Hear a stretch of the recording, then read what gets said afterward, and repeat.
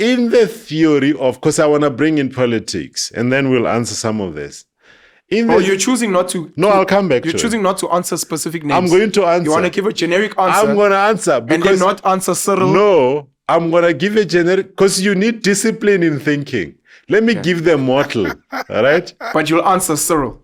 After giving the model, then I can answer. I can answer the individual. I can answer that. No. So no. Hit us with a generic model. Okay. To formulate thinking. Okay.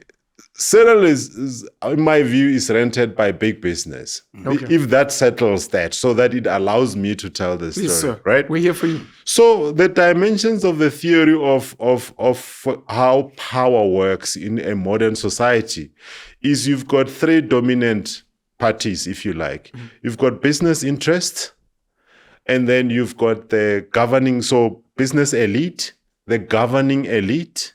That's members of parliament, the president. No, the people who are actually in power. You can be a member of parliament, but you're not a governing elite. Okay. So EFF might be in national government, but they are not the governing elite. Okay. They are not making decisions on where, how money is used in government and all of that, right?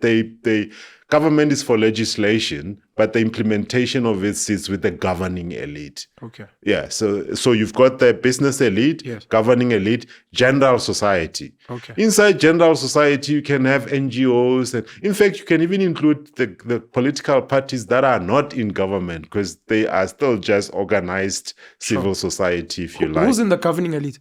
The governing elite are those running government. Who's that? Is the president and essentially the cabinet, those in power. Ministers. Yeah. That's the governing elite. That's the governing elite. When you speak about business, you're speaking the JSE. No, and the business elite, the big corporates, the wealthy individuals and all of that.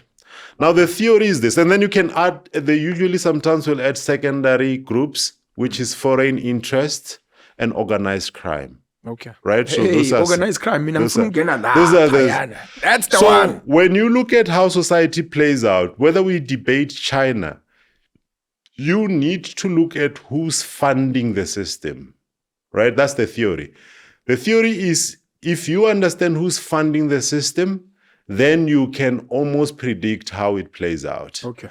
If you go to the history of South Africa, including the negotiations for transition in 1990, at the center of that was big business. Yes. That's without a doubt. People like Sampi Tereblanche have covered this thing extensively, including when the ANC people came here, there was really no plan and no resources on how they're going to be integrated. The likes of Anglo then took that gap and ran with it. Shell House was donated to the ANC as an example, right? So big business was that. Shell House is an investment company.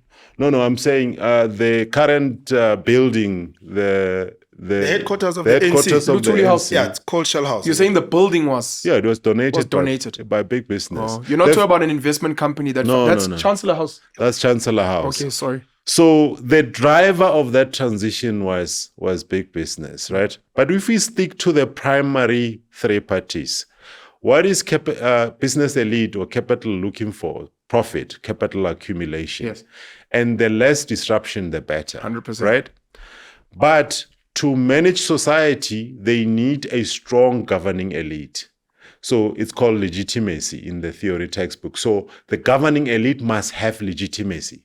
They must look like... They must have a moral high ground that as if they've got everything under control. The citizens they are looking for prosperity, right? So if you are a politician, the more legitimate you look, the better. Sure. The reason why business had to take out the apartheid government is because it was losing legitimacy. That was starting to affect the businesses. 100%. Then they looked for the new people who will come with legitimacy. 100%. And the ANC was a good candidate for that. Best candidate. And of course, they create the profiles, the Mandela profile and all of that. This is not a critique of any of these individuals. They are all just driven by self-interest. And this is why when people say ANC came with things like BEE, ANC did not come with BEE. Big business came with BEE to appease the governing elite, right? So whenever you see chaos in society, So if, for example, you look at South Africa, I call it a perfect crisis. The governing people have lost legitimacy, and society is now like prosperity. There's nothing to talk about. Yeah. There is one party that actually takes, whenever there is chaos between society and the governing, the spoils. Power does not lie idle. Business grabs the power.